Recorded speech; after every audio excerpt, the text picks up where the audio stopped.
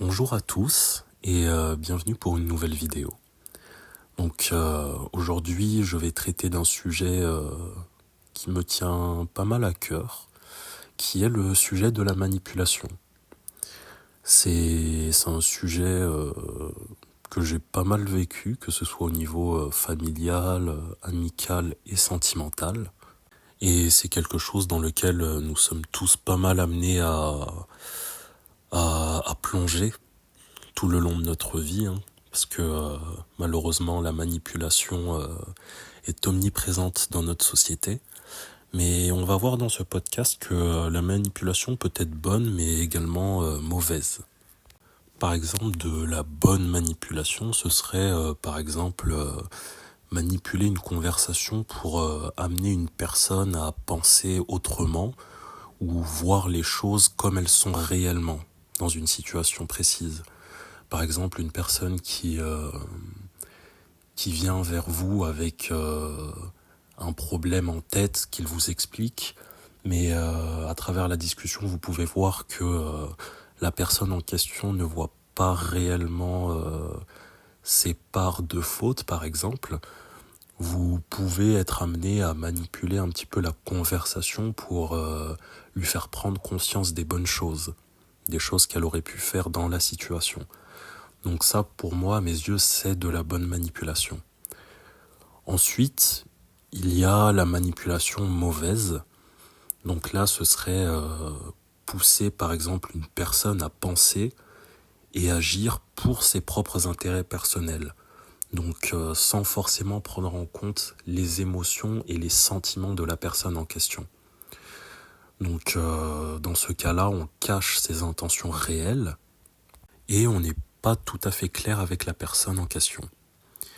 Après, à mes yeux, la manipulation, lorsqu'on regarde ce sujet d'assez loin, pour moi, la manipulation aussi, c'est un mécanisme de survie.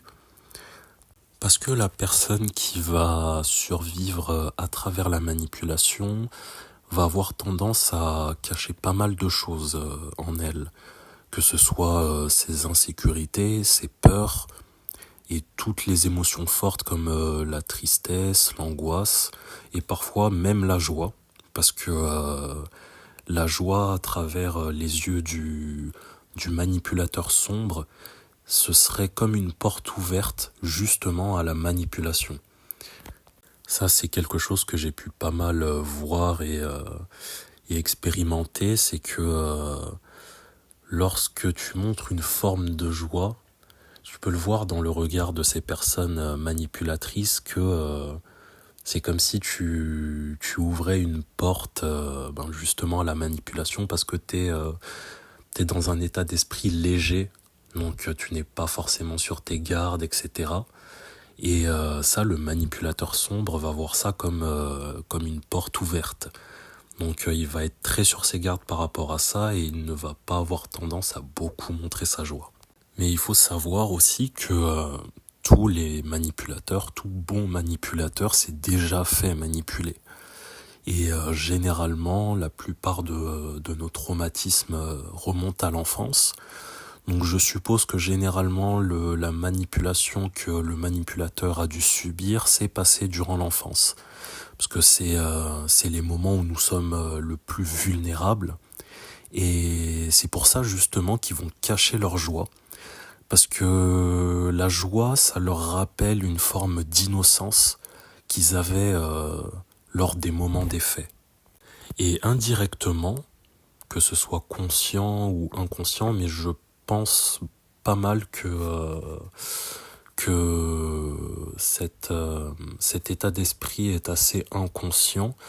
Les manipulateurs, en fait, ils vont avoir du mépris pour les personnes joyeuses et vont vouloir les briser parce qu'ils ressentent une forme d'injustice devant la joie que la personne éprouve. Ça réveille des blessures cachées qui sont enfouies depuis assez longtemps. Et justement, leur envie de reproduire ce qu'ils ont subi est parfois irrépressible. Et ils vont souvent venir avec une énergie qui matche parfaitement la vôtre. Donc ils ils vont se montrer très souriants, très joyeux, très solaires, selon ce que la personne peut projeter aux yeux de ce manipulateur-là, justement. Et il faut savoir que le manipulateur est très observateur. Donc, pour venir avec cette énergie qui matche parfaitement la vôtre, c'est justement parce qu'ils vous auront observé et analysé en amont. Très patiemment, très analytiquement. Donc du coup, ils vont venir avec un air très amical dès le début, justement pour faire baisser votre garde et avoir votre confiance le plus rapidement possible. Parce que, encore une fois, la joie, par rapport au manipulateur sombre, peut être vue comme une porte ouverte. Après, justement, j'aimerais faire un point sur ça, parce que, bien évidemment, il existe des personnes très amicales qui n'ont aucune tendance à la manipulation. Ça, c'est une vérité, parce que le monde est regorgé de personnes différentes. On est 7 milliards sur cette terre, donc il y a forcément des personnes qui sont juste amicales naturellement et qui n'ont pas forcément de tendance à la manipulation. Mais c'est quelque chose qui se ressent généralement dans le regard et même au-delà de leurs paroles. On va sentir que le calcul il est présent et que l'empathie est assez fausse. Par exemple, pour ma part, pour expliquer un petit peu une histoire personnelle, j'avais des amis dans le passé qui me montraient pas mal d'affection, mais seulement lorsqu'on était dans un cadre privé, lorsqu'on était entre nous. Les choses se passaient super bien, il y avait beaucoup de rires, de sourires, de belles discussions. Mais par contre, en public, j'ai pu remarquer qu'ils ne pouvaient pas s'empêcher de me dénigrer. Donc, par le biais de blagues, généralement, parce que généralement, justement, vu que le manipulateur voit la joie et le rire comme une porte ouverte, il va pas mal utiliser les blagues, donc la joie, le rire, pour détruire ses victimes. Moi, dans mon cas, les blagues se concentraient surtout sur ma couleur de peau, parce que du coup, je suis de couleur de peau noire, et il y avait pas mal de blagues justement sur ma couleur de peau. Et ce qui était drôle, c'est que dès que je montrais un petit peu de force, de limite, ben, il me rappelait que justement, ce n'était qu'une blague. Donc avec un grand sourire, avec un grand rire, mais parfaitement matché à mon énergie. Donc ils observent beaucoup, ils analysent, et puis ensuite ils s'en servent pour pouvoir mieux détruire leur proie. Et moi par exemple, ces amis-là, je me confiais beaucoup à eux, je me confiais énormément à eux, que ce soit sur mes projets, que ce soit mes peurs, mes envies, ma vie personnelle en général. Je leur faisais vraiment confiance. Et au fil du temps, j'ai mis beaucoup de changements en place dans ma vie en général. À l'époque, je me souviens que j'étais beaucoup plus rond.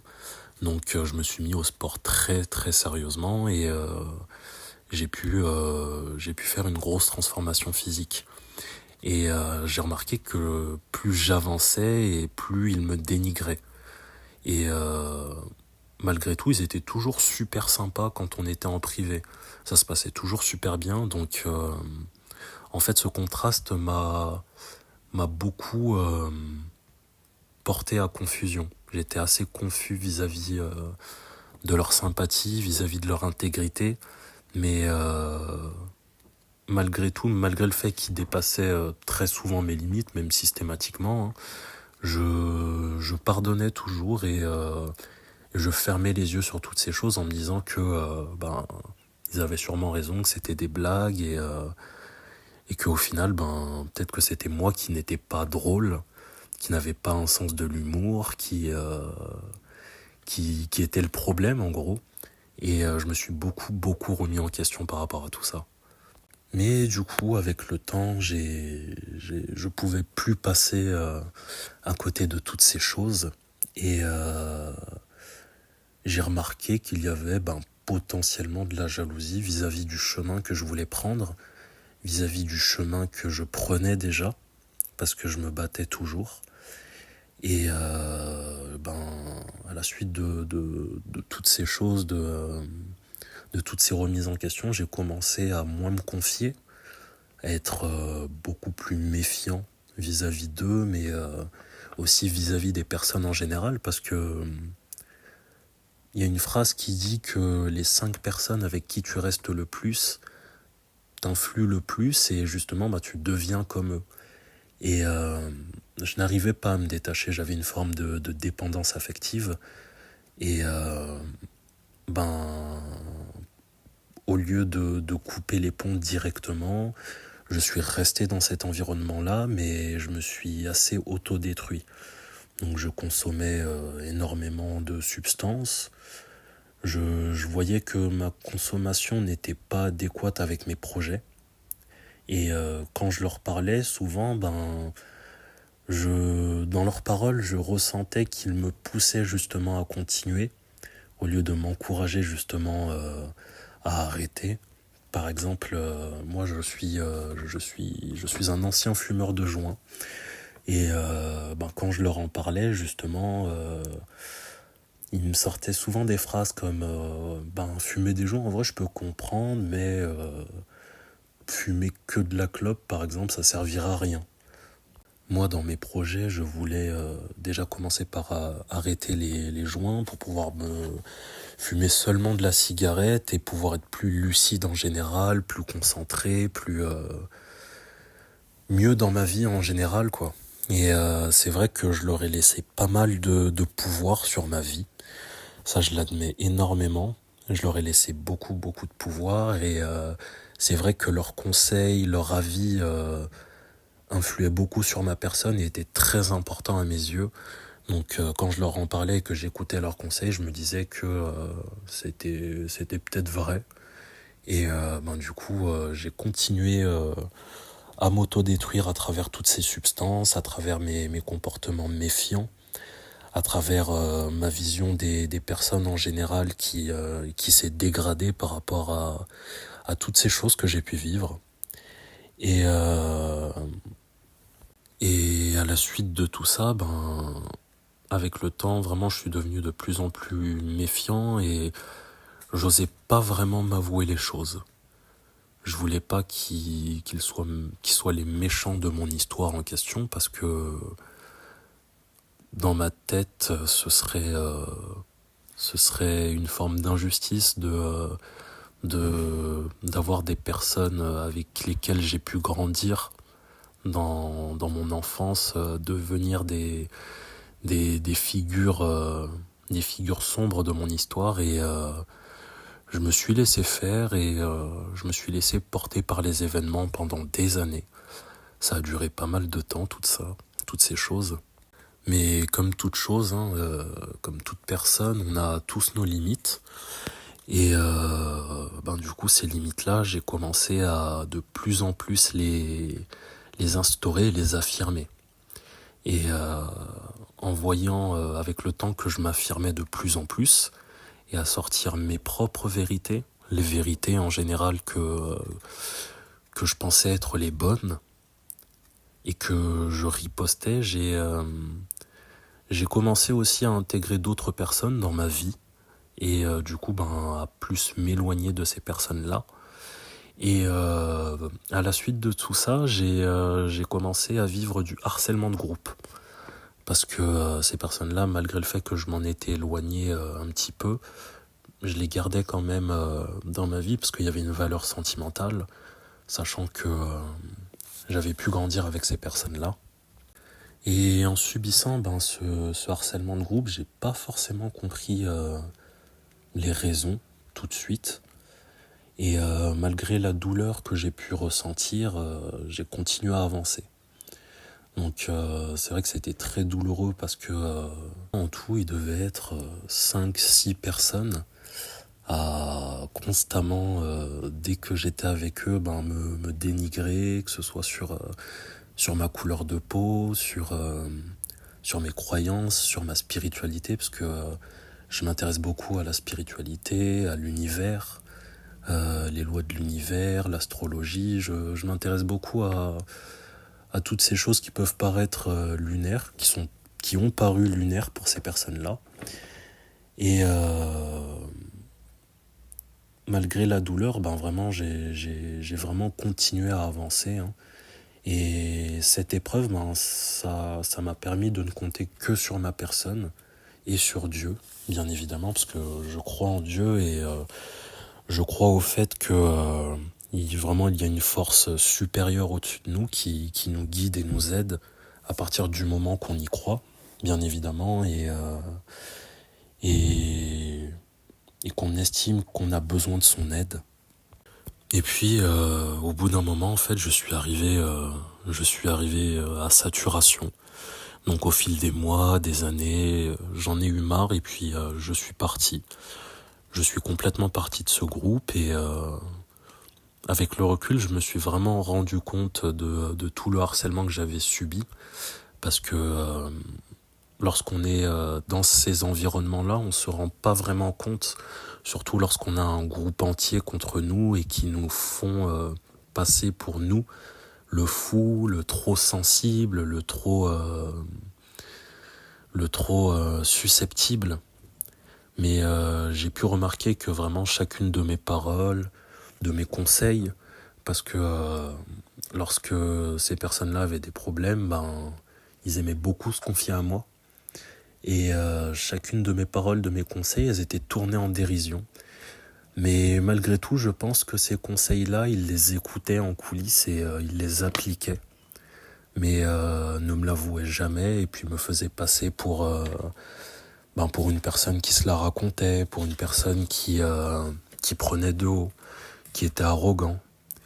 Et vraiment, les blagues sur ma couleur de peau, parce que c'était vraiment leur spécialité, elles affluaient de plus en plus. Et j'ai commencé à voir et ressentir beaucoup de complots contre moi. J'ai pu, rien qu'en rentrant dans la pièce, tu peux ressentir lorsqu'il y a quelque chose qui tourne pas rond. Et moi, c'est quelque chose que j'ai ressenti, mais que je n'ai pas forcément écouté, que je n'ai pas voulu regarder en face. J'ai pu voir des regards méprisants, des médisances indirectes qui n'étaient jamais vraiment frontales, à travers des exemples où ils utilisaient des personnes qui n'étaient pas présentes sur le moment, mais vraiment ça se faisait vraiment de façon indirecte. Donc ils prenaient l'exemple de personnes qui n'étaient pas forcément présentes le jour même dans le groupe, et je sentais qu'à travers leurs paroles, ils essayaient de décrire une projection qu'ils avaient de moi et qu'ils essayaient de projeter aux autres.